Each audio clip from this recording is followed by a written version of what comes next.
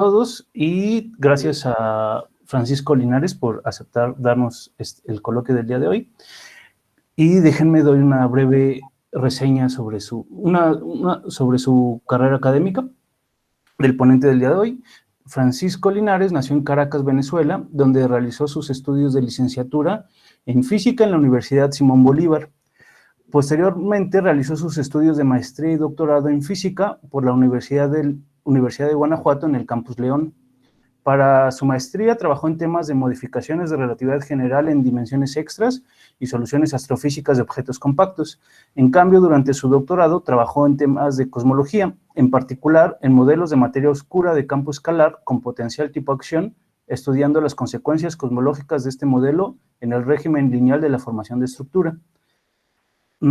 Al terminar su doctorado, realizó una estancia de investigación en el Instituto de Ciencias Físicas de la UNAM, donde trabajó en modelos de energía oscura tipo quintesencia, así como en la implementación de la estadística bayesiana para establecer una comparación cuantitativa entre estos modelos y el modelo estándar cosmológico lambda-CDM.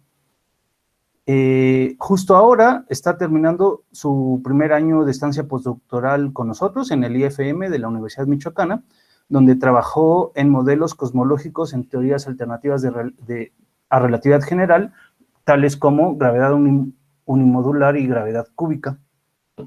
Actualmente se encuentra realizando una estancia postdoctoral en el MCTP, sigues físicamente en Morelia, ¿no? Pero el MCTP de Tuxtla Gutiérrez, Chiapas, donde investiga modelos alternativos al modelo lambda-CDM, imponiendo restricciones sobre tales modelos usando los datos más actuales de observaciones astrofísicas y cosmológicas.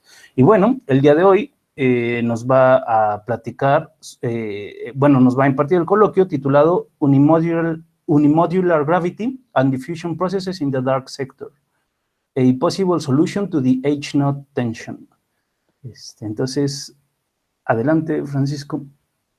Gracias, Emilio, por la presentación, por la introducción.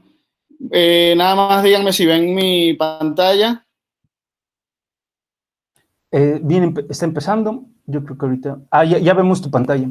¿Y si ven que cambia la diapositiva? No, vemos como el Meet, no se ve la presentación. A ver, entonces, déjame intentarlo nuevamente.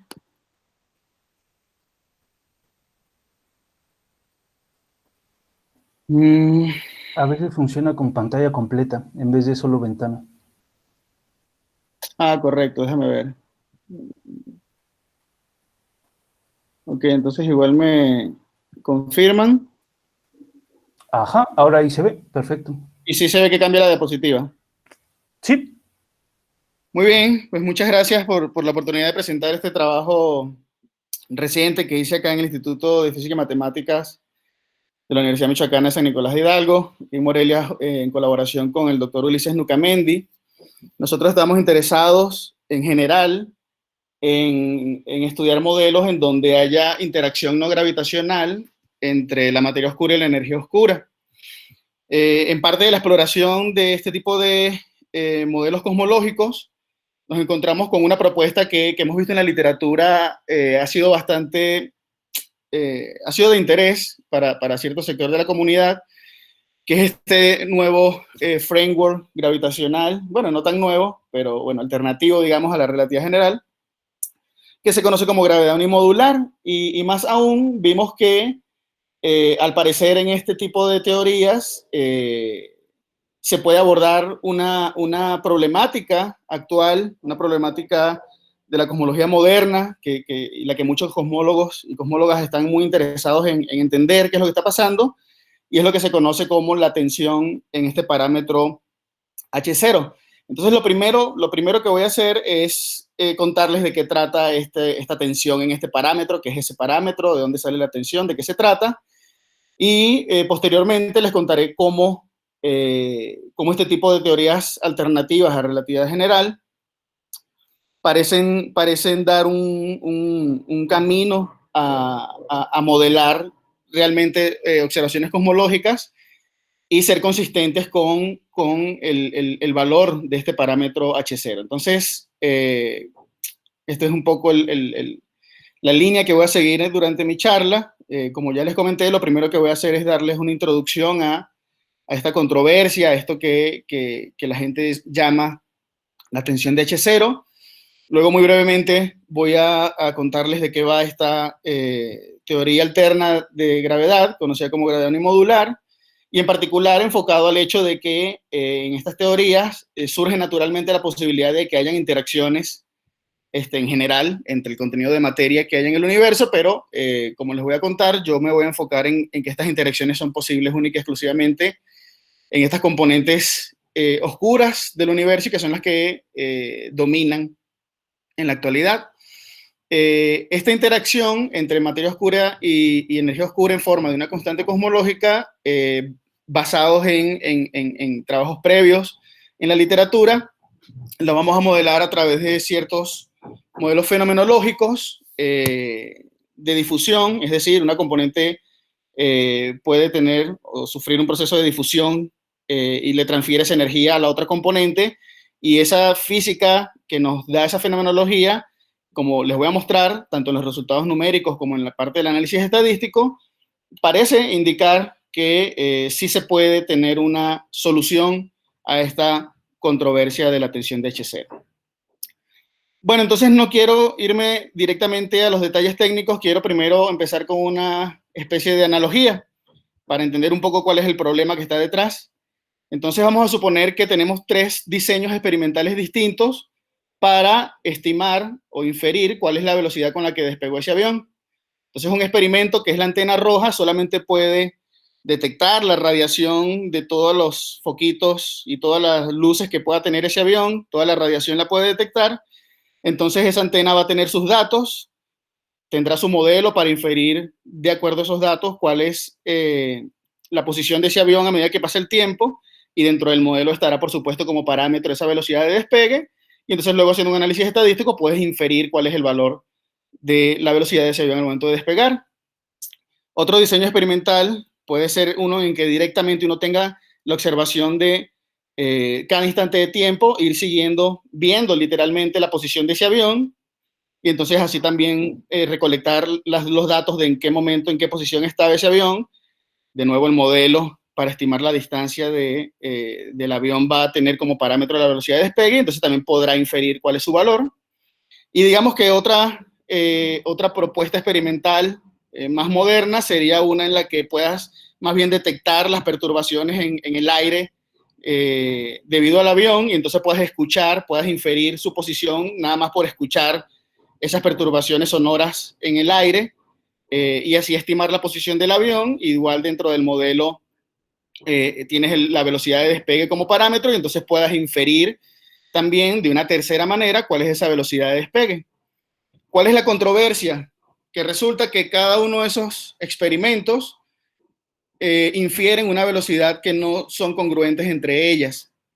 Claramente el avión tuvo que despegar a alguna velocidad, y el punto está en que estas velocidades, los 3 experimentos infieren un valor distinto.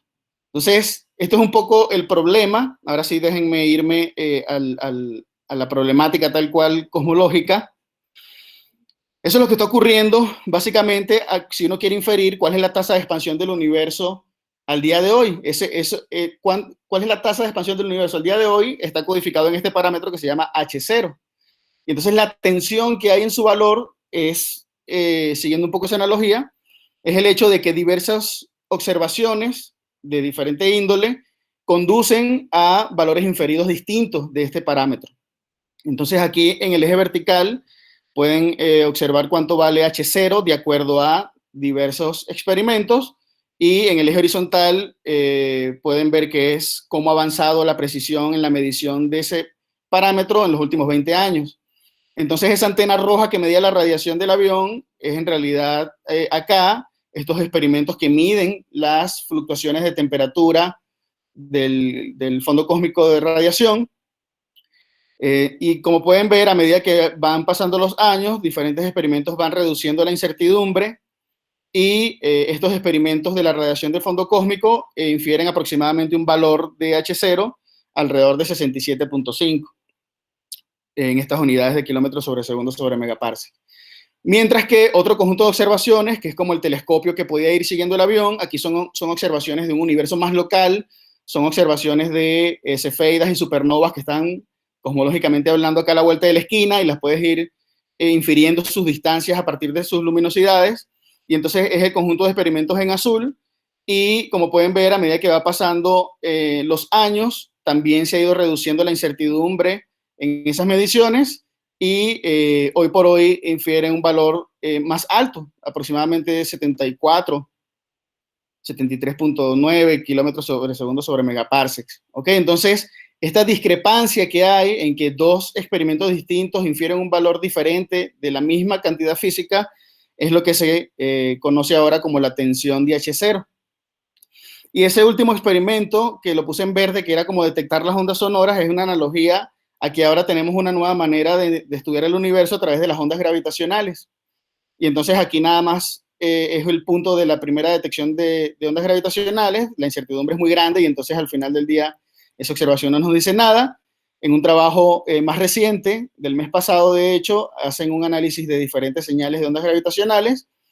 Esta banda gris que ven aquí es lo que indican las observaciones locales, estas de azul.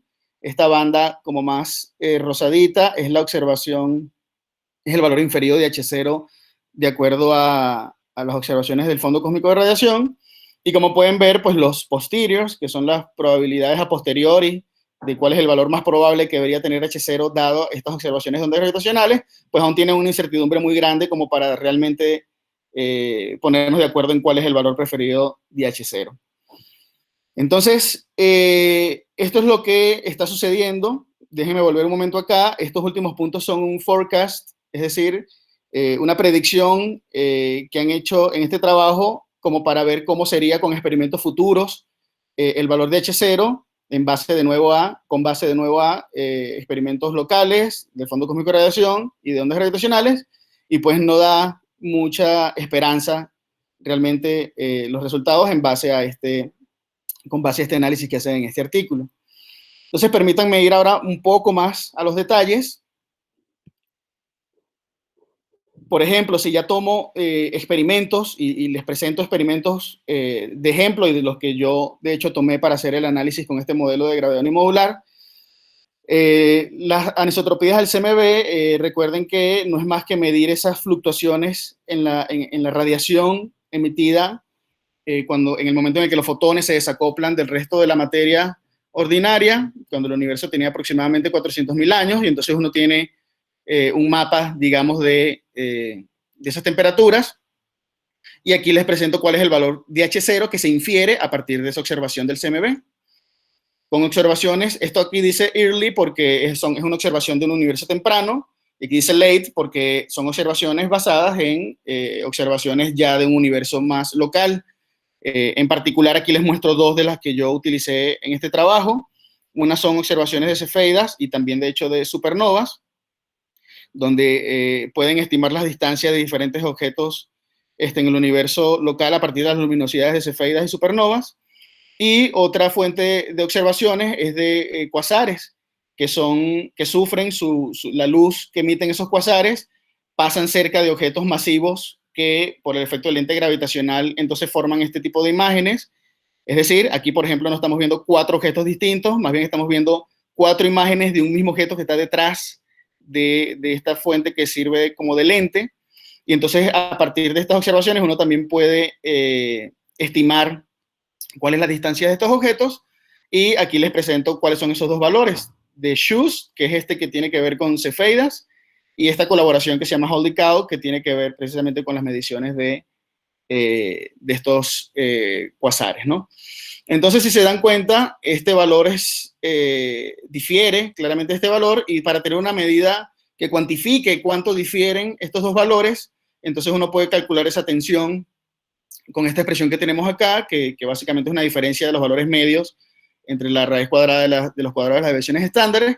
Y entonces, si uno considera estos experimentos, la tensión que hay, es decir, cuántos ellos difieren, es ya por arriba de 5 sigma. Entonces, ese es como el estatus actual que hay, en particular con base en estos experimentos que son los que yo voy a utilizar para restringir los parámetros del modelo de gravedad no modular y ver si es cierto que esta teoría alternativa de relatividad general me lleva a aliviar esta tensión. ¿Qué significaría aliviar esta tensión? Significaría que si yo tomo los datos del CMB con un modelo alternativo, ese modelo alternativo me resolverá el problema si es que cuando yo infiero cuánto vale H0 en ese modelo alternativo, me da un valor consistente con el que se tiene de Shoes y Holy Cow.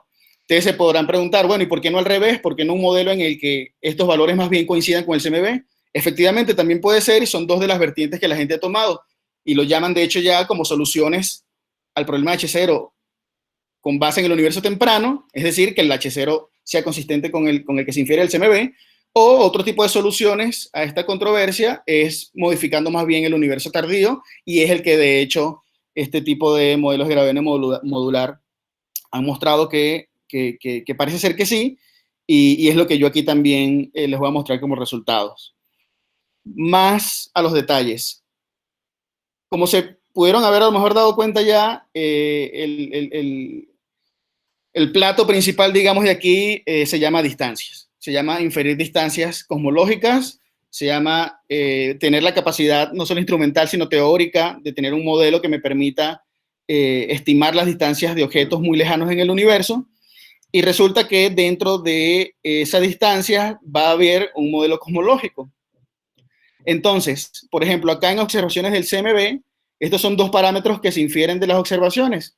No voy a entrar mucho en detalles, pero pueden pensarlo como, déjenme volver un momento acá, este primer pico que está acá, de las anisotropías del CMB, un parámetro está relacionado con la altura de ese pico, digamos, entonces tiene que ver con observaciones a lo largo de la línea de visión, y el otro parámetro tiene que ver con cuán desplazado en la dirección horizontal ese pico está, entonces tiene que ver más bien con la dirección transversal a la línea de visión. Entonces son dos parámetros que se infieren observacionalmente con el satélite Planck, que es la colaboración que nos ha dado los detalles más finos sobre estas anisotropías del CMB. Y como pueden ver, estos parámetros dependen del modelo cosmológico a través de la distancia angular. La distancia angular es esta que está definida acá, ¿sí? Y dentro de esta integral está este parámetro, está esta función h de z, que es precisamente la ecuación de Friedman, la ecuación cosmológica que describe el background de cómo se va expandiendo el universo. Entonces depende de varios parámetros cosmológicos, por supuesto, del contenido de materia y energía que hay en el universo, pero a su vez también depende del parámetro H0, es decir, depende de cuánto vale la tasa de expansión del universo al día de hoy. Entonces, si uno infiere cuánto vale H0 a partir de estas observaciones, repito, da un valor aproximado de 67.5, y ahora si tomamos experimentos de un universo más local, como les comenté, por ejemplo, estos cuasares, o cefeidas y supernovas, estos en particular, supernovas y cuasares, dependen también de la distancia angular para cuasares, de la distancia luminosa para supernovas, y en ambos está la dependencia del modelo cosmológico, es decir, aquí va a ir codificada la información del modelo cosmológico que yo estoy utilizando para precisamente estimar estas distancias.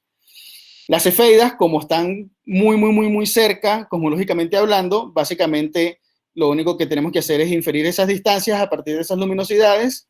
Sabemos cuál es la velocidad de la luz, podemos estimar los redshift a los que están, y entonces de allí podemos inferir H0. Eso es porque no están tan lejos como para tener que integrar en toda la contribución de materia y energía que hay en el universo hasta cierto redshift. Entonces, en estos otros, supernovas y cuasares, sí que es importante tener un modelo cosmológico. Algo que quiero resaltar es que para el CMB también depende obviamente del modelo cosmológico, pero también es muy a altos redshift. El redshift aproximadamente es de 1050, y entonces aquí la componente de radiación juega un papel importante porque uno tiene que calcular el horizonte de sonido, que depende de esta velocidad de cómo se propaga esa onda primordial, esa onda en el plasma primordial, y entonces la componente de radiación en esos instantes del universo es muy importante, y entonces hay que tomarla en cuenta si es que uno quiere usar los datos del CMB para inferir H0, ¿ok? Y esto va a ser una de las cosas nuevas, digamos, que el doctor Ulises y yo incorporamos en estos análisis que ya habían previos en la literatura y que mostraban que posiblemente realmente estos modelos de gravedad no modular podían dar una respuesta a la tensión de H0. Entonces, resumen de esta parte, es importante tener un modelo cosmológico para inferir distancias, porque esas distancias me van a poder permitir inferir observables cosmológicas a diferentes épocas del universo, y entonces así yo voy a poder inferir en esas diferentes épocas del universo cuánto es el valor de H0. ¿Cuál es el problema? Que el modelo estándar cosmológico, lambda CDM, a pesar de ser el mismo modelo que yo estoy utilizando para inferir todas estas observables físicas de CMB, de cuasares, de supernovas, de cefeidas, a pesar de ser el mismo modelo cosmológico, el H0 me está dando distinto, como le mostré en las gráficas anteriores. Y entonces la gente ha pensado, bueno, a lo mejor son errores sistemáticos que no hemos considerado, a lo mejor, pero como ya vieron, en las últimas 2 décadas se han reducido mucho las barras de error y más bien ha empeorado el asunto porque se han alejado cada vez más los valores inferidos de observaciones locales y de observaciones de un universo temprano a un nivel de alrededor ya de 5 sigmas de discrepancia. De hecho, esto empezó con como la controversia de H0, la discrepancia de H0, luego la tensión de H0, luego el problema de H0, y hay gente que llama la crisis de H0 porque ya realmente no se sabe bien qué es lo que está pasando a nivel de la parte instrumental y observacional. Las colaboraciones están haciendo todo lo posible por contemplar todas las fuentes de errores que puedan haber, y el problema persiste. Entonces, como ya les dije, depende de otros parámetros que tienen que ver con el contenido de materia y energía en el universo, y lo sorprendente y parte del problema es que tanto observaciones del universo temprano como universo tardío pues dan consistentemente estos valores estimados, digamos, del contenido de materia del universo, y es H0 el que no termina de, el modelo lambda CDM, inferir de una manera consistente. Entonces, por eso también la gente ha pensado en nueva física. La gente ha pensado, bueno, a lo mejor estamos en evidencia de que hay que desviarnos un poco de ese modelo lambda CDM, y probablemente esta discrepancia que hay en el valor de H0 que se obtiene con lambda CDM es una señal de que tenemos que explorar otros modelos. Entonces, en la literatura van a poder encontrar diversos modelos que tratan de abordar este problema. Yo, como les comenté, estuve trabajando en esta alternativa a relatividad general conocida como gravedad unimodular. Entonces, una manera rápida, digamos, de decirles de qué se trata esta gravedad unimodular es básicamente considerar en la acción, ¿verdad?, de Einstein-Hilbert, que conduce a las ecuaciones de movimiento de relatividad general, es considerar un conjunto de transformaciones que preserven el volumen, el cuadrivolumen, pues, de las transformaciones de coordenadas. ¿Y cómo uno puede contemplar una teoría que incluya esto? Bueno, una manera es incluir un multiplicador de Lagrange, y este sería el constraint que tiene que satisfacer entonces el determinante de la métrica, donde esta función f0 una densidad escalar que me va a fijar ese cuadrivolumen.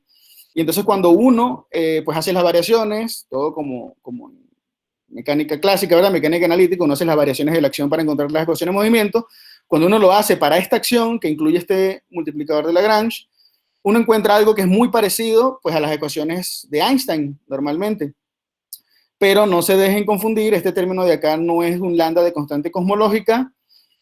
Recuerden que esto realmente es un multiplicador de Lagrange, y entonces uno, cuando saca la traza de esta ecuación, es cuando uno puede encontrar quién es este multiplicador de Lagrange. Aquí les pongo la expresión, depende del escalar de Ricci y de la traza del tensor de energía momentum. Y entonces, si uno reemplaza eso allí para ya liberarnos de ese multiplicador de Lagrange, uno llega a lo que sería una versión sin traza de las ecuaciones de Einstein. Estas serían las ecuaciones de campo de gravedad unimodular, más, por supuesto, el constraint que tienes que satisfacer. Entonces, estas son las ecuaciones de campo que uno tendría que resolver en este marco teórico gravitacional, pero quiero resaltar la particularidad importante y que nosotros vamos a explotar para abordar el problema de la tensión de H0. Fíjense que si yo escribo explícitamente quién es ese multiplicador de Lagrange en las ecuaciones de Einstein y tomo la derivada covariante de esa ecuación, pues se sigue cumpliendo aquí las identidades de Bianchi. Me queda la derivada covariante de esta parte escalar del multiplicador de Lagrange y la derivada covariante del tensor de energía momentum. Entonces, a diferencia de relatividad general, en este caso, las identidades de Bianchi no conducen directamente a la conservación local del tensor de energía momentum, porque tenemos ahora acá este término que tiene que ver con las derivadas del escalar de Ricci y de la traza del tensor de energía-momentum. ¿Ok? Entonces, ese multiplicador de Lagrange, que en general dependerá de las coordenadas, si yo integro esta ecuación, lo puedo escribir de esta manera, donde esta lambda es una constante de integración y esta j que está acá es simplemente una corriente de violación, perdón, una corriente de violación de esta conservación del tensor de energía-momentum. Y entonces ya con esto en la mano, uno puede volver a reescribir las ecuaciones de Einstein con este resultado. Y ahora sí, esto que está aquí se parece muchísimo a las ecuaciones de Einstein, simplemente que tenemos un término acá que es como una lambda efectiva, es como una constante cosmológica efectiva, donde constante entre comillas, porque realmente es una constante de integración, más este término que en general dependerá de las coordenadas. Entonces, esta ecuación es muy similar a las ecuaciones de Einstein, simplemente que ahora podemos interpretar al multiplicador de Lagrange como una constante cosmológica efectiva y que en particular, cuando esta corriente de violación es cero, uno vuelve a recuperar las ecuaciones de Einstein tal cual de relatividad general. Entonces, el hecho de que esté ahora una constante cosmológica efectiva que dependa en general de las coordenadas va a cambiar mis ecuaciones cosmológicas, como les voy a mostrar a continuación. Entonces, si uno considera la descripción de un universo a muy grandes escalas, donde es homogéneo isotrópico, y entonces uno lo modela a través de la métrica de Freeman-Russell-Walker, en presencia de fluido de materias ordinarias, bariones, radiación, etcétera. Entonces uno encuentra cuáles son las ecuaciones de gravedad unimodular, y como pueden ver, esta es la ecuación de Friedman, donde ahora esta rho de lambda, pues será una lambda que en general depende de las coordenadas, pero como estamos en un universo homogéneo isotrópico, dependerá única y exclusivamente del tiempo cósmico. Esta es la ecuación de aceleración, y aquí tenemos las ecuaciones de conservación. Como les dije antes, ya la ecuación de conservación no es igual a cero, ¿ok? En general, para todas las componentes de materia, como pueden ver acá. Nosotros lo que estamos considerando es lo siguiente. Dado que la física de partículas y las interacciones fundamentales de las partículas que sí conocemos, de las que estamos hechos, sus interacciones se conocen muy bien, están muy bien restringidas, vamos a asumir que entre ellas no hay esta interacción no gravitacional. Es decir, el contenido de materia ordinaria sí va a ser conservado como lo es en relatividad general, y esta violación de la conservación, o dicho de otra manera, la interacción no gravitacional de las componentes de materia, nada más van a ocurrir única y exclusivamente entre la componente de materia oscura y la componente de energía oscura, que aquí está en la forma de una constante cosmológica que varía en el tiempo. Entonces, por esa razón es que van a ver las ecuaciones de conservación para radiación igual, para fotones, para neutrinos, para los bariones. Y si esto fuera el caso de una constante cosmológica normal de relatividad general, pues su derivada sería cero, y aquí recuperaríamos la ecuación de conservación para cold dark matter. Obviamente considerando, si es materia oscura fría, pues que la presión es cero. Pero en este caso no, en este caso tenemos entonces esta variación, ¿verdad? Con respecto a lo que uno obtiene en relatividad general para las ecuaciones del background. Uno puede reescribir esta ecuación, de hecho, introduciendo esta función que le llaman función de difusión, y no es más que pues esta integral que les mostré antes de esta corriente de violación de conservación de energía momentum. Les muestro estas dos maneras porque, como les voy a mostrar ahora en los modelos fenomenológicos, uno puede tratar de resolver este sistema de ecuaciones, obviamente todas en conjunto, junto con el constraint, de la siguiente forma. Uno puede decir, bueno, mira, yo voy a proponer un modelo fenomenológico en el que yo voy a decir quién es ρ, ¿sí? Y yo sabiendo quién es ρ, puedo integrar esta ecuación y así puedo determinar quién es la constante cosmológica. Y así ya puedo tener esa información adicional que me permite cerrar el sistema. O si yo lo tengo reescrito así, yo puedo decir, bueno, yo voy a proponer una función de difusión acá, y entonces eso me va a permitir saber quién es ρ de cold dark matter. Y entonces son los dos modelos, son las dos maneras en las que nosotros tomamos de trabajos previos en la literatura para resolver toda la evolución cosmológica, no nada más enfocados en un universo tardío. Recuerden que yo les comenté que este tipo de modelos modifica un poco el universo tardío, mientras que hay otros modelos que modifican el universo temprano. Pero aquí un poco el objetivo es, si nosotros queremos hablar de resolver la tensión en H0, tenemos que ser capaces de usar los datos del CMB para inferir H0 con esos datos también. Entonces tengo que irme hasta muy atrás, donde la componente de radiación también juega un papel importante. Entonces lo que vamos a hacer es tomar esos modelos y no quedarnos solo con el análisis de tiempo tardío, sino que vamos a poder ir hasta el CMB para inferir cuánto vale H0 en el marco de esta gravedad unimodular. Entonces aquí les presento cuáles son esos modelos. Como les dije, una opción es decir quién es ρ de cold dark matter, y entonces uno integra la ecuación de conservación y uno obtiene lambda. Estos son dos modelos fenomenológicos que fueron estudiados en este trabajo por el doctor Daniel Sudarsky y colaboradores. Y la otra opción era más bien proponer una función para la Q, para esta función de difusión, y entonces uno puede integrar y saber quién es el ρ de cold dark matter. Y entonces estos dos modelos, que los estoy llamando 3 y 4, son modelos que fueron estudiados en este trabajo por precisamente quien está aquí ahorita, el doctor Cristóbal Corral y colaboradores, hicieron análisis con este tipo de modelos. Y entonces lo que yo les voy a mostrar ahora es, si recuerdan, al principio les dije que lo importante era aquí el poder estimar distancias y que las distancias dependen del modelo cosmológico.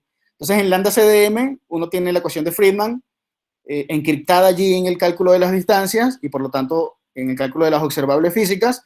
Entonces aquí yo quiero ver cuál es la ecuación de Friedman modificada debido a estos procesos de transferencia de energía a partir de esta fenomenología de modelos de difusión entre cold dark matter y esta constante cosmológica efectiva. Bueno, las ecuaciones de Friedman modificadas son estas.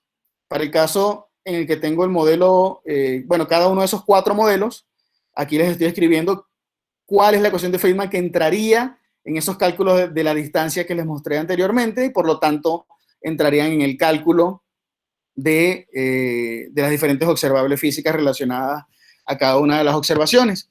Entonces, así como uno tiene que inferir cuál es la cantidad de radiación, cuál es la cantidad de materia bariónica, cuál es la cantidad de cold dark matter, ahora vamos a tener parámetros adicionales, ¿verdad? Dados por estos modelos fenomenológicos que también vamos a tener que inferir con las observaciones. Por ejemplo, el modelo 1, si uno hace este parámetro adicional del modelo alfa igual 0, fíjense quién es ese alfa. Esto es una propuesta fenomenológica de cómo tendría que decaer, por ejemplo, la componente de materia oscura para transferir esa energía a la constante cosmológica, y está dada por este parámetro alfa. A partir de algún redshift característico, la densidad de cold dark matter decae y esa transferencia y esa energía la captura a la constante cosmológica. Y entonces eso se ve en la ecuación de Friedman así.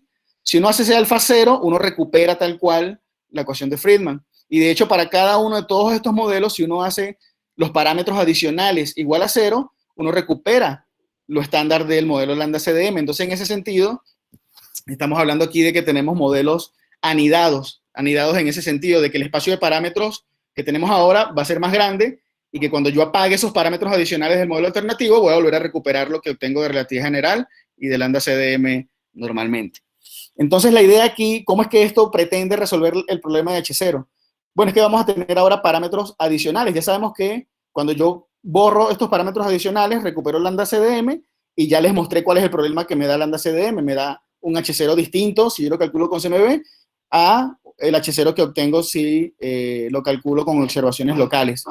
Entonces, la idea es que estos parámetros adicionales, en principio, deberían permitir darle al H0 más libertad de cobrar valores más altos o más pequeños. Eso obviamente va a depender de los valores y del signo de estos parámetros y es parte del análisis que les voy a presentar. Entonces, lo que voy a hacer a continuación es mostrarles los resultados numéricos que obtuve. Son muy similares para todos, me voy a enfocar en algunos de ellos. ¿Y qué es lo que numéricamente yo obtengo cuando considero estos modelos? Obviamente enfocado en cuánto vale H0 al día de hoy si yo lo calculo con estos modelos. Entonces, bien, aquí en la parte de la izquierda lo que les estoy mostrando es cuál es la evolución cosmológica de cada uno de los componentes de materia en el universo: fotones en la línea azul, bariones en la línea naranja, neutrinos en la línea verde, y en la línea amarilla y roja les estoy mostrando la evolución cosmológica de la componente de materia oscura fría y constante cosmológica respectivamente. Fíjense que les pongo de referencia cómo sería la evolución normal en lambda CDM de esas dos componentes. Están dadas por las líneas punteadas, negras y segmentada. Y como se pueden dar cuenta, recuerden que el modelo 1 tiene un redshift característico en el que ocurre la difusión. Se las estoy indicando aquí con esta línea vertical. Y entonces justo en este momento, fíjense que la línea amarilla es menor, o sea, la densidad decrece más que su contraparte en el modelo lambda CDM, y esa energía es capturada por la evolución del omega lambda, donde también se puede comparar con la evolución estándar del lambda CDM, es mayor, ¿ok? Y eso es algo que se presenta para todos los modelos en general, en particular para el modelo 1 y 2, que tienen un redshift característico. Para el modelo 3 y 4, que no tienen un redshift característico, aquí les pongo, por ejemplo, para el modelo 3, fíjense que es muy fuerte el cambio que tiene el proceso de difusión para el modelo 3, en el sentido de que, dependiendo del valor del parámetro, puede ocurrir antes o después una época que está muy bien cuantificada, que es la época de la igualdad, la época en la que la densidad de radiación es igual a la densidad de materia. Entonces, fíjense que este proceso de difusión del modelo 3 me movería considerablemente esa época, y claramente esa época no puede ocurrir cuando sea, porque veríamos un universo muy distinto al que observamos si no ocurrió en este momento preciso. Si ocurre antes, deberíamos entonces ver más estructuras de las que observamos, porque todo ese proceso de la dominación de materia empieza a ocurrir mucho antes, o si ocurre después, entonces veríamos menos estructuras de las que observamos, porque todavía tardaba un poco más en hacer la transición de radiación a dominación de materia. Entonces, esto es una de las cualidades interesantes de este modelo. Y en concreto, aquí les muestro la evolución cosmológica para algunos de los redshifts más cercanos de H0. Entonces, fíjense bien, yo si considero, déjenme volver un momento acá, si yo considero los valores inferidos del CMB para ómega de radiación, para ómega de bariones, para ómega de Cold-Darmstadt, para todos los parámetros que tengo aquí, incluso H0, si yo considero los valores inferidos por el CMB y considero el modelo lambda CDM, pues voy a obtener el H0 que me dice lambda CDM si tomo los datos del CMB, por supuesto. Voy a tener el H0 de 67.5 aproximadamente. Si yo hago lo mismo, tomo todos los datos de los valores de los parámetros inferidos por CMB, pero lo hago con estos modelos de difusión en este contexto de gravedad no modular. Aquí les especifico cuáles son los valores de los parámetros que obtuve numéricamente. Es posible obtener, a pesar de yo tener los datos del CMB, es posible obtener, dado estos procesos de difusión, un valor de H0 consistente con el valor de un universo tardío. Es decir, a pesar de que yo tomo los valores, los parámetros inferidos por el CMB, el H0 que obtengo, para estos valores, ¿verdad?, numéricos, obtengo un H0 que es consistente con los valores observados de cefeidas, supernovas, cuasares, etcétera, ¿ok?, del universo local. ¿Qué es lo otro decir? Si yo voy apagando estos parámetros, estas curvas van a ir bajando y obviamente, como les dije antes, si yo hago todos esos parámetros ceros, voy a recuperar CMB y esto va a volver a bajar acá. Entonces ya nada más de los resultados numéricos ya da la idea de que efectivamente estos modelos como que tienen el potencial de que, a pesar de que tú agarres los valores inferidos del CMB para esos parámetros numéricamente y resuelvas las ecuaciones cosmológicas, estos procesos de difusión conducen a que al día de hoy el H0 sea consistente con el de observaciones locales. Obviamente esto es para estos valores específicos. ¿Por qué tendrían que ser estos? ¿Por qué no tendrían que ser otros? ¿Por qué no son 0 y son consistentes con lambda CDM? Bueno, para poder resolver todas esas preguntas hay que hacer luego un análisis estadístico en el que uno tome los datos de diferentes observables y entonces uno infiera que sean los datos los que te digan cuánto tienen que ser los valores de esos diversos parámetros para ser consistentes con la observación cosmológica que estás analizando. Y eso es lo que les voy a mostrar a continuación. Creo que voy bien de tiempo, ya estoy por terminar. Aquí les muestro en particular, por ejemplo, lo que sucedió para el modelo 2, ¿ok?, de difusión. Entonces, lo que ven acá es los posteriors, si yo considero solo CMB, y lo que ven acá son los posteriors, si yo considero CMB junto con observaciones locales, que fueron las que les dije antes. Estas de cefeidas, de cuasares y de supernovas. Entonces, fíjense bien, Este primer posterior que ven acá es la cantidad de variones. Si yo considero solo CMB, les muestro estos, después les puedo mostrar más si quieren, pero son como las características generales que cumplieron todos los modelos de difusión. Si yo considero solo CMB, básicamente la predicción de estos modelos de difusión gradual modular son los mismos que lambda CDM. La cantidad de variones es básicamente la misma. Sin embargo, fíjense acá, cuando incluyo observaciones locales, además de CMB, los modelos de difusión predicen un poco menos. Ese poco menos, a pesar de que aquí se ve notoriamente, realmente son variaciones menores al 1%, ¿ok? Ya cuando uno lo cuantifica. Pero da esa libertad, digamos, de poder disminuir un poco la cantidad de variones, igual no es mucho, les digo que a nivel subpercentil. Y en cambio, lo que pasa, eso fue con variones, lo que pasa ahora con materia oscura fría, esto que ven en gris es los valores que uno infiere del lambda CDM, y los que ven en azul es lo que uno está infiriendo de estos modelos de difusión, en particular del modelo 2. Entonces, fíjense lo que pasa si yo agarro datos solos del CMB y quiero inferir cuánto vale el omega de cold dark matter, cuánto es la cantidad de materia oscura al día de hoy. El posterior realmente se ensancha, y entonces eso lo que quiere decir es que tiene un rango de incertidumbre muy grande, en particular para valores menores de omega cold dark matter. ¿Y eso en qué se va a traducir?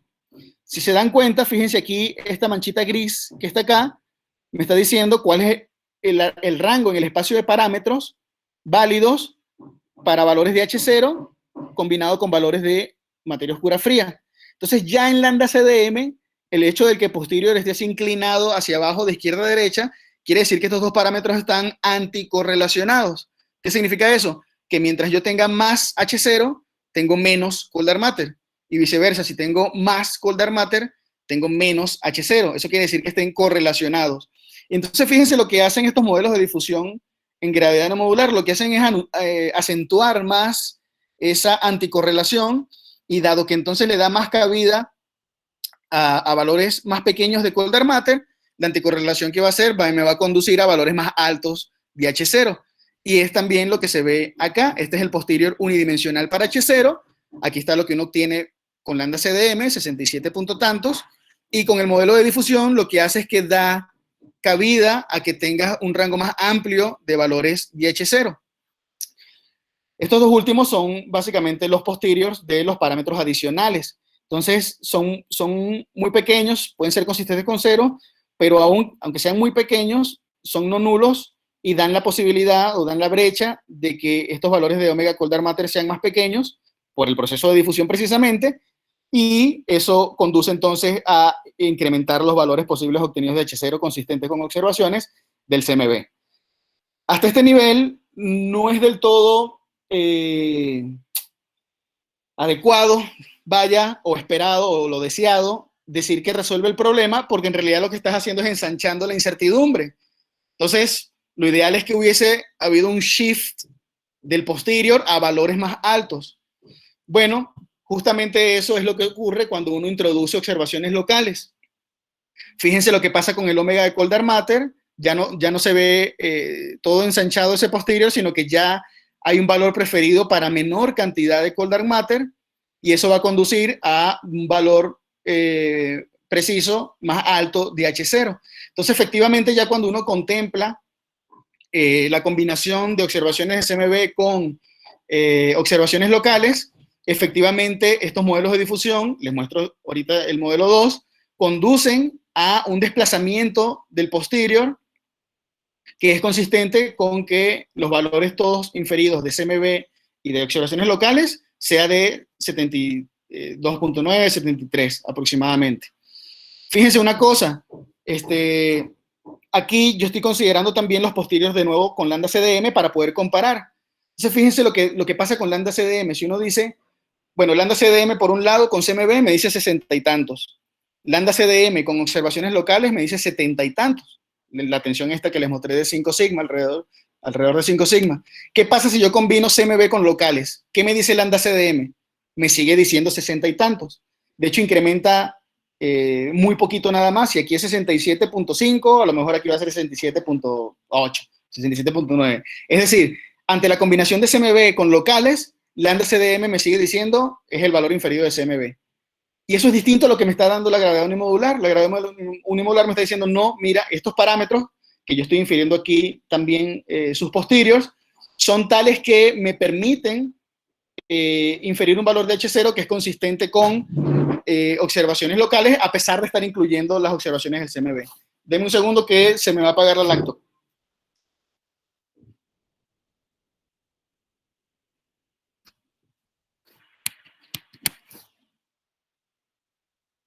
Ya, perdón.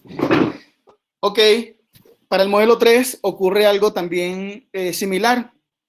De nuevo, perdón, para el modelo 4. Para el modelo 4 igual, ¿no? El omega de bariones queda prácticamente igual. Para el omega de Koldern-Matter, fíjense que es como una bimodal, hay dos valores preferidos. De nuevo, el segundo valor preferido, que es distinto al del lambda CDM, es un valor inferior. De nuevo, lo que hace es acentuar esa anticorrelación entre los parámetros H0 y omega Koldern-Matter. Y de nuevo, el H0 lo que hace es que me dice, mira, todo este rango que estás considerando de valores de H0, todos ellos son consistentes con las observaciones del CMB. Y eso va a incluir no solo el de CMB, sino también el de observaciones locales. Y de nuevo, bueno, fíjense que el parámetro adicional de este modelo también presenta una bimodal, tiene dos valores preferidos. Pero una vez que incluimos observaciones locales, en combinación con los datos del CMB, de nuevo vemos que decrece un poco el valor de bariones, de nuevo a niveles supercentiles. De nuevo ya se concreta en un valor específico, no como acá, la cantidad de materia oscura, y de nuevo por el proceso de difusión es menor la cantidad de Koldern-Matter, y por ser menor la cantidad de Koldern-Matter, la anticorrelación que tiene él con H0 va a conducir a un H0 mayor, como se puede ver aquí en este posterior de H0. Este es el posterior de nuevo que dice lambda CDM, y este es el posterior que nos está dando este modelo 4 de difusión, y este es el valor, este es el posterior para el parámetro que tiene pues este modelo. No sé si deba decir algo más. Bueno, cualquier cosa ustedes me lo preguntan luego. Entonces, fíjense, estos procesos de difusión entre la componente de materia oscura fría y constante cosmológica son naturalmente permitidos en este contexto gravitacional de gravedad no modular, porque es un contexto en el que no necesariamente o no en general se va a conservar el tensor energía-momentum. Entonces esto va a conducir a interacciones no gravitacionales entre los componentes de materia, y en particular lo que hemos considerado es que vamos a dejar la física de modelo estándar de partículas intacta, y más bien vamos a inspeccionar un poco más qué ocurre si permitimos este tipo de interacciones entre el sector oscuro. Con una fórmula similar a la que les mostré anteriormente, al principio de la presentación, pudimos cuantificar, ya ven que los posteriores del H0 se recorren, entonces uno puede cuantificar cuánto disminuye la tensión, porque estoy incrementando el valor de H0 en estos modelos de difusión en gravedad n-modular. Entonces nosotros también hicimos eso, y el modelo que más alivia la tensión es el modelo 1, la alivia hasta 0.2 sigma, es decir, el incremento en H0 desde CMB a observaciones locales es bastante. Luego en 0.3 sigma para el modelo 2, 2.4 sigma para el modelo 3 y 1.1 sigma para el modelo 4. Entonces, de 5.2 que observamos que tenemos para el lambda CDM, en estas cantidades de sigma son las disminuciones que tenemos en la tensión de este valor de H0. Todos estos modelos son modelos fenomenológicos. No les dije yo qué es lo que inspira a que el Rho de Koldern-Matter sea así, qué es lo que inspira a que las Qs, estas funciones de difusión, sean las que sean. Sí hay modelos detrás, sí hay motivaciones físicas más fundamentales detrás. Yo en este caso, en este trabajo, simplemente quise inspeccionar estos modelos desde la época de radiación hasta el día de hoy y hacer un análisis estadístico tomando datos del CMB y datos del CMB con observaciones. Pero sí que hay motivaciones detrás, motivaciones teóricas y físicas detrás de estos modelos de difusión que les acabo de presentar. Algunos de ellos tienen su origen en la mecánica cuántica. El doctor Sudarsky ha inspeccionado mucho por esta línea de ideas, pero bueno, igual haría falta seguir inspeccionando en esa dirección para ver qué tipo de procesos físicos a un nivel más fundamental darían lugar a este tipo de interacciones no gravitacionales en contextos cosmológicos. Entonces, bueno, ya para finalizar, algo que ya era muy sabido en la literatura y que la gente en los años recientes ha rescatado es que la gravedad no modular da una respuesta al origen de la constante cosmológica, como les mostré, no se introduce a mano como lo hizo Einstein en su momento en relatividad general, sino que aquí la constante cosmológica sale como una constante de integración y ya. Entonces, gravedad no modular, en lo que va de año, lo que hemos podido ver es que no solo ofrece una respuesta para el origen de la constante cosmológica, sino que además, dada esta interacción no gravitacional que sale de la no conservación del tensor de energía-momentum, parece ser que puede ser un buen candidato para abordar este tema de la tensión de H0. Entonces, bueno, yo quedo ya dispuesto a intentar responder sus preguntas y muchas gracias por su atención. De acuerdo. Muchas gracias, Francisco, por tu presentación. Y bueno, ahora tenemos tiempo para preguntas. Quien quiera puede tomar la palabra.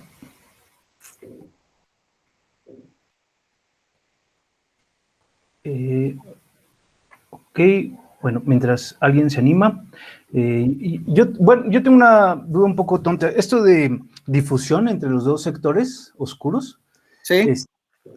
O sea, no soy totalmente ignorante en el tema, pero ¿cómo, o sea, qué tipo de procesos físicos se piensa? ¿Que va a suceder en todos lados al mismo tiempo o es como una difusión local? Sí, eso tendría que ver precisamente con lo que mencionaba aquí en los comentarios finales de que hay que ver cuál es la física que va a estar detrás explicando estos procesos de difusión, en qué momento ocurren. Por ejemplo, ahorita recuerdo un trabajo del doctor Sudarsky, por ejemplo, donde propone que a nivel cuántico pues hay cierta granularidad en el espacio-tiempo y no me acuerdo de qué manera él lo relaciona con transferencia de energía de agujeros negros en estos contextos que pierden energía y eso puede ser una manera en la que difundes, digamos, o transfieres energía pues, al espacio-tiempo. Ya. Hay otros modelos. Muy local, ¿no? O sea, ese en particular sería como muy... Exacto. Ya. Exacto. Se ha dado ese tipo de procesos de agujeros negros en rotación. Hay otros contextos que también me han interesado mucho, de hecho, que tienen que ver con este modelo 4 precisamente, que inspecciona tanto el profesor Sudarsky como también el doctor Cristóbal Corral, que tienen que ver más con un origen mecánico cuántico. Es decir, ante la pregunta de cómo es que colapsa la función de ondas, si es un proceso dinámico o cómo se da eso, hay modificaciones a nivel cuántico de la ecuación de Schrödinger y resulta que también una explicación para que se dé este colapso de manera espontánea. De hecho, ese modelo se llama CSL porque es Continuous Spontaneous Localization. Han habido trabajos en donde sugieren que este tipo de colapsos lo pueden inducir fuentes cosmológicas, como la materia oscura que hay en el universo, por ejemplo. Entonces son modelos muy interesantes a nivel fundamental. Yo no los he explorado aún en detalle, pero creo que son lo que uno tendría que irse a estudiar o analizar para dar respuesta concisa a tu pregunta, ¿no? De cómo va a dar lugar un proceso de difusión en particular entre cold dark matter y la constante cosmológica. Ya, muchas gracias. Okay. ¿Alguna pregunta por parte del público? Hola, yo tengo una pregunta. Bueno, primero que nada, saludar a Francisco. ¿Quién es? Javier Chagoya. Javier, ¿qué tal? Gracias. Bien, bien. El cambio en la densidad de materia oscura no es suficientemente grande como para preocuparse por el impacto en formación de estructura y esas cosas. Esa es una buena pregunta, porque para dar con ello, uno tendría que hacer entonces perturbaciones cosmológicas y entonces irte a cómo cambian esas perturbaciones en la densidad de materia oscura a nivel de las perturbaciones, como para poder luego construir, por ejemplo, el Mass Power Spectrum, de hecho, las mismas anisotropías del CMB. En este análisis que hicimos nos enfocamos únicamente en el background. Entonces no tenemos el análisis o la respuesta de cómo va a impactar esto en la formación de estructura, y mucho menos aún como lo que preguntas de cuantificar cuánto pueden ser esas variaciones para ver cómo influyen el proceso de formación de estructura. Para ello habría que irse a las perturbaciones lineales, perturbaciones cosmológicas, al menos a un primer nivel, y sí se han hecho trabajos en esa dirección, pero en esos trabajos, y en muchos de hecho, sobre todo al inicio, cuando empezaron a retomar esto de gravedad modular, de entrada asumían que esto se conservaba, esto era cero, cuando en general no es así. Entonces, en estos trabajos que te menciono, analizan las perturbaciones cosmológicas considerando que esto es cero, y haciéndolo así, lo que ellos obtienen es que a nivel de las perturbaciones, unimodular gravity y relatividad general dicen lo mismo. Básicamente es la conclusión de esos dos trabajos que ahorita recuerdo que hacen perturbaciones cosmológicas acá. Pero tienes razón, ¿qué es lo que tendría que hacerse? Tendría que hacerse un análisis de formación de estructura y ver cómo influirían este tipo de cambios en la difusión de estas densidades de cold dark matter, pero considerando esto, o sea, considerando que realmente vas a tener una interacción no gravitacional entre esa densidad de cold dark matter y el término de constante cosmológica, y así entonces construirte tus contrastes de densidad versus velocidad cosmológica y ver cómo es el mass power spectrum predicho por el crecimiento de las inhomogeneidades de cold dark matter a la luz de estos procesos de difusión. Pero sí, ahorita no lo sé. Sale, gracias. A ti, Javier. Sí, Francisco, yo tengo también una pregunta bueno, una que está relacionada con una que ya te había hecho en el seminario del cuerpo académico. Sí. Entonces tú empezaste con la teoría que tiene como esa forma de volumen que es como absoluta, ¿no? Que esa F ahí. Exacto. Sí. Entonces, me imagino que hay una relación entre los modelos que pones para la Q y esa F, ¿no? Me imagino que debe haber alguna relación. Entonces, mi pregunta es ¿cuál es el papel de esa forma de volumen al final? ¿O cómo se ve esa forma de volumen? ¿Hay alguna teoría, digamos, que la podría explicar de dónde viene? Seguramente sí, porque también en la literatura he visto que hay generalizaciones a este formalismo de gravedad no modular, y de hecho muchos de los estudios que hacen de esto como a nivel clásico, salvo esta violación al tensor de energía momentum, todo es básicamente como relatividad general. A nivel cuántico no es así, entonces hay mucha gente que más bien se ha puesto a estudiar las diferencias, en qué difieren o en qué diferirían estas teorías a nivel cuántico. No sé si allí haya esa respuesta de qué es lo que va a determinar o de dónde va a salir la F. Aquí simplemente yo estoy tomando la idea de los análisis clásicos, de hecho de las primeras, el primer link que hubo entre constante cosmológica como constante de integración y transformaciones de difeomorfismo que preservan el volumen, lo muestran así, como, bueno, vamos a construir una teoría de esta manera, introduciendo ese multiplicador de Lagrange, en el que el determinante de la métrica esté fijo. Y es a ese nivel en que yo también lo estoy manejando, en el que lo he estudiado. ¿De dónde sale, cómo tiene que ser esa F? No lo sé, pero sí sé que hay variaciones a esto. De hecho, hay variaciones a que no sea un escalar, sino que sea algún escalar, pero construido como la divergencia de un cuadrivector. O sea, hay otras variaciones de cómo uno puede fijar ese volumen, ese cuadrivolumen. Las motivaciones de dónde salen, de cómo fijarlos, las desconozco ahora.